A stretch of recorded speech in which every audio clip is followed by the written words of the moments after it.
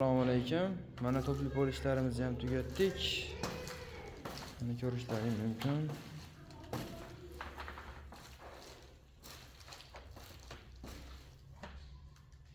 Bu xonamiz 10 ga 10 edi.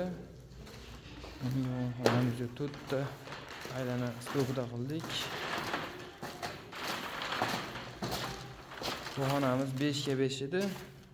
Bu xonaga ikkita yo'nalishda aylana qildik.